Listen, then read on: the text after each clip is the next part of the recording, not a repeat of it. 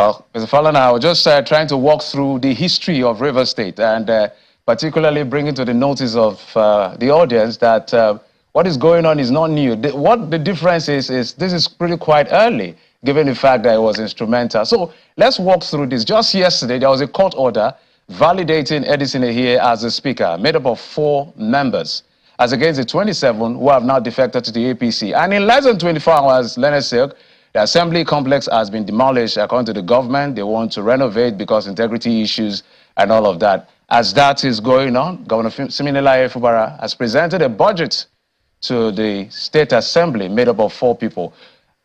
What do you make of what is going on in River State? Well, for me, it is an interesting development, but very disturbing. A situation whereby forces outside the state will insist on what a governor should do. It is very clear now that some of the dramatis personae have not taken, are not exposed to sound legal. On the law pronouncement on this crisis, unless you go to a higher court, the judgments. Leonard, can you hear me? There was a judgment yesterday to the, there was a judgment yesterday to the fact that the 4 legislators for now constitute the House of Assembly of Rivers State. Since 27 have decamped from PDP to APC. They have lost their seats, as it were, because there is no crisis in the PDP, none to law. And if you go by the Supreme Court decision, in the case of Honorable Abegunde against the Labour Party, in Ondo State, it was made clear in that judgment that a self-inflicted crisis cannot be allowed under the law. So the party must have broken down the line before you can talk of a division in a party that will warrant your remaining in a House of Assembly or in a legislative house. But once there is no division in your party and you decide to quit, every law student knows in Nigeria that automatically you lose your seat. You have to go and recontest under your new party. So I think this is very, very clear. Now, once there is a judgment of a court that says for now, only the 4 legislators are recognized, and the Speaker has now declared vacant the seats of the 27 legislators who have become, they have to go to court to challenge the decision of the Speaker, while the INEC is required, following the declaration by the Speaker, to conduct fresh elections in those seats where the legislators have moved to another party. With respect to the demolition of the House of Assembly, again, in Rivers State, particularly under the immediate past administration, houses of opponents were demolished, properties, the CFO, certificates of occupants obtained by opponents were revoked. So Rivers State is used to what is going on. But in this particular instance, where the House of Assembly was bombed last month, when there was an attempt to conduct an optional impeachment of the governor, if the state government now says, we are renovating the property, we are demolishing to renovate, while an alternative venue will be provided for now for the House to continue to conduct its business, we can guess what is.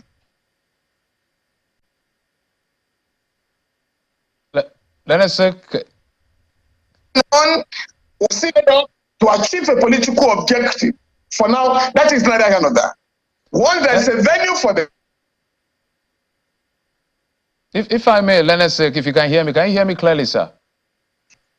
It concluded, and the house, the complex is renovated. For now, I think that is the way I want to live it. I don't want to engage in congestion or speculation. Okay, Leonard, if you had, I don't know whether you were privy to listening to some of the things the 27 members had said.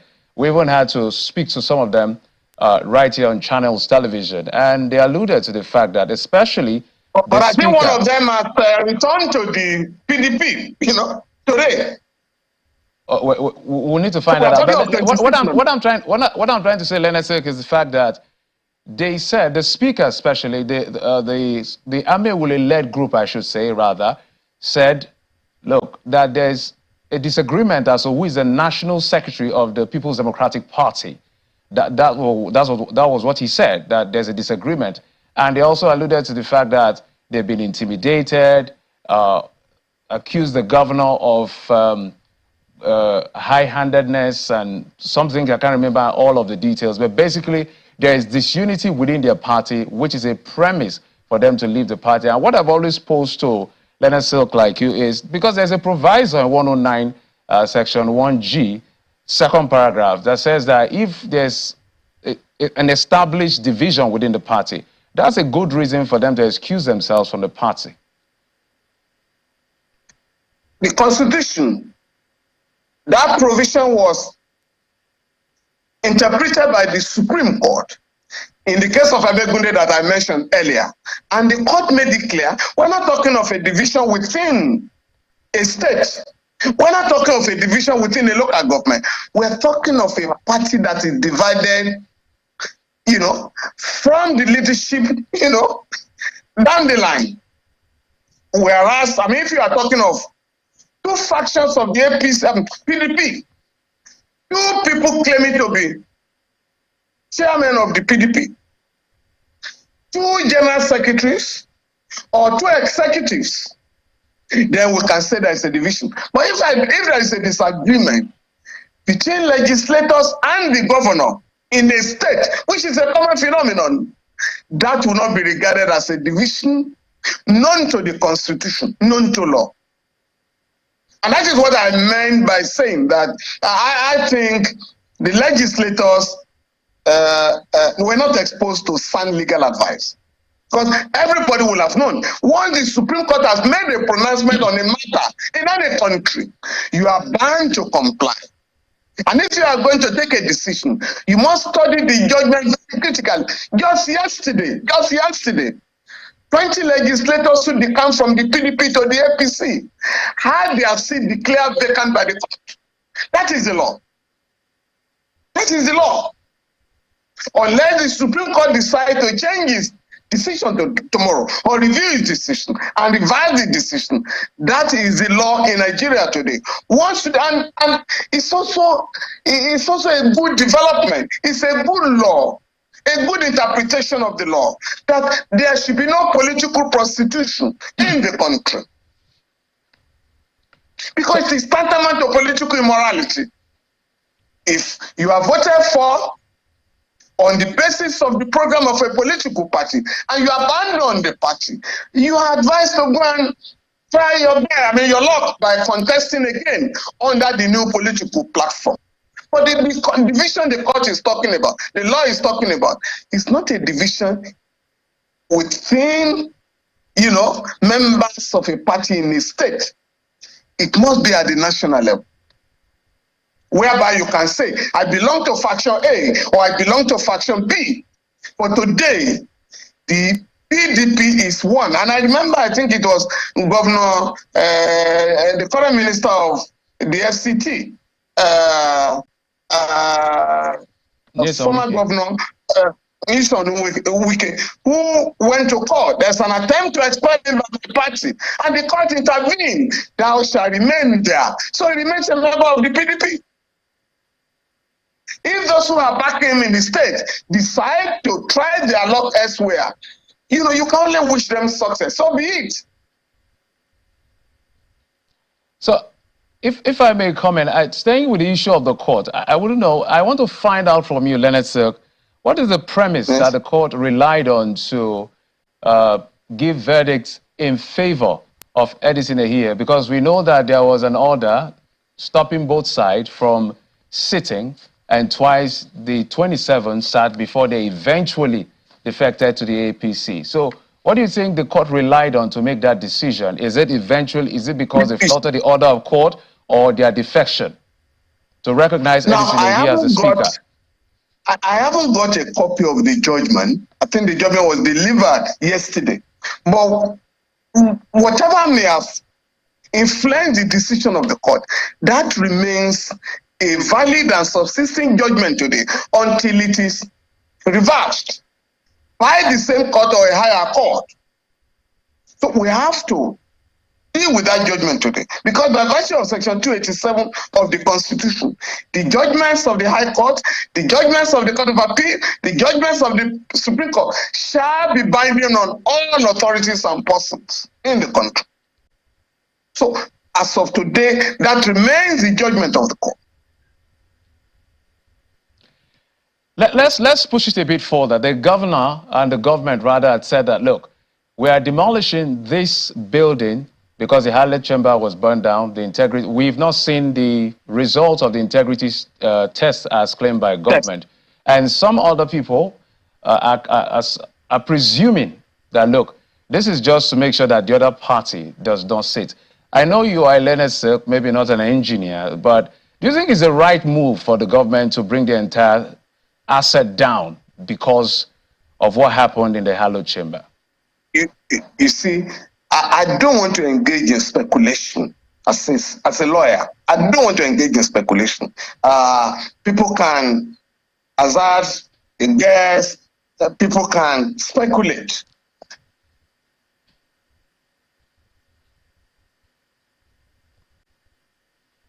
But might have helped to prevent some people from sitting, you know. But that argument no longer holds water.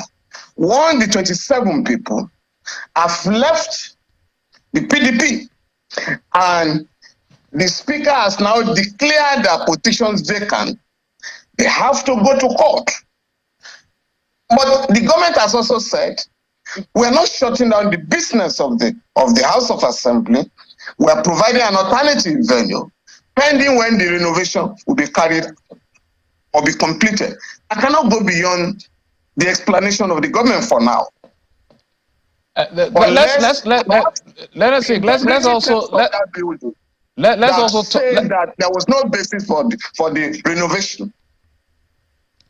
Let's also touch on that. Some people are raising eyebrows as the fact that there's supposed to be separation of powers between the, of course, the executive, the judiciary, and the legislature. And we understand that the sitting that happened today happened in Government House, where the governor presented his budget. Is there anything against the law that says that this recognized group of 4, led by Edison Ehie, cannot sit in a place like Government House? You see, again, these issues, the crisis in Rivers State, in all its ramifications, has been decided by our courts one way or the other. The position of the court in the case of Adeleke and Inokonju, that is the case that has to do with the impeachment of Governor Ladoja, where some legislators sat in the House of Assembly and purported to have removed the governor. The Supreme Court again made the point that legislators cannot sit outside the precinct of the assembly complex.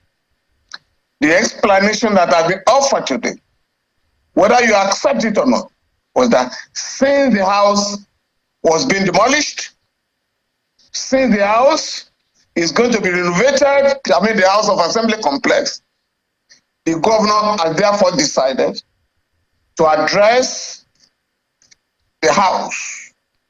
But whether he can do that in the State House is another matter entirely.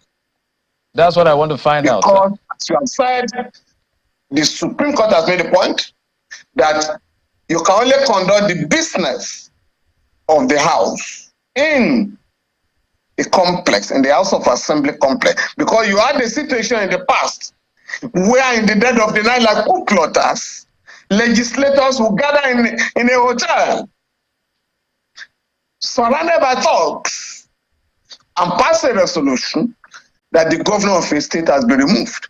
Hence, the Supreme Court made the point in the case of WIKE that you can only conduct the business of the house in a legislative house, the complex. If you have a problem, you ask for security so that the business of the house can be properly conducted. And that is the only way to prevent some aggrieved members or those who disagree with the governor. That's the only way to prevent them from gathering somewhere and say we have impeached the governor. So, in the same manner, you have to justify why you have to conduct the business of the house outside the premises, outside the precinct of the House of Assembly complex. Yeah.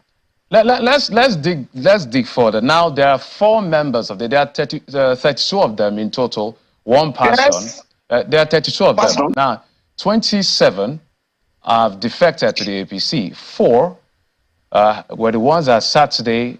One unfortunately passed on earlier in the year. Election is to be conducted pretty soon, depending on INEC.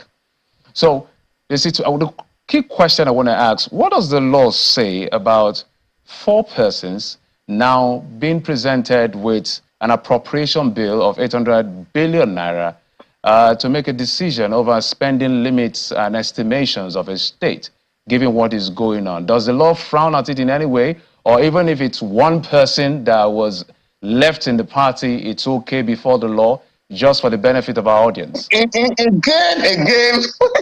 know, if the members of the political class are operating under the rule of law, these matters have been taken care of by the court. Again, by the Supreme Court, in the case of Plateau, Biafalong, you know, where Governor Dari was purportedly impeached by 8 members because I think about 18 of them, of legislators at the camp, and they lost their seats. And the INEC has so pronounced, and INEC was preparing election. And the Supreme Court said, no, 8 of you cannot impeach a governor because the governor was elected by the people. So if he's going to be impeached, the 2/3 majority of the members, not of 8 members, but of 24 members, I think, you know, are only impeached the governor. With respect to what has just happened, there was a pronouncement by the High Court in Rivers State yesterday to the effect that the 4 of them, or the court as it were, endorsed the leadership of the 4, or the leadership of the House, in which you have 4 members. Again, as I've said, until that judgment is set aside, it remains the law. So in other words, we're not talking of impeachment now. We're not talking of impeachment now, but listening to the address of the governor. Again, the venue where the address was delivered has also raised another legal issue, which again, as I said, had been captured in the case of Ladoja.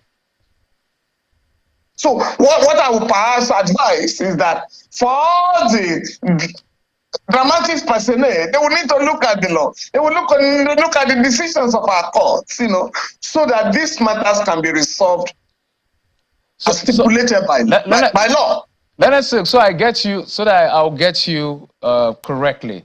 So these 4 can form a quorum to be able to pass the appropriation bill. Is that what the law says? You see, according to the judgment of the High Court, which has not been challenged, But again, as I said, if you go back to the Plateau case that I mentioned, the Supreme Court made the point. When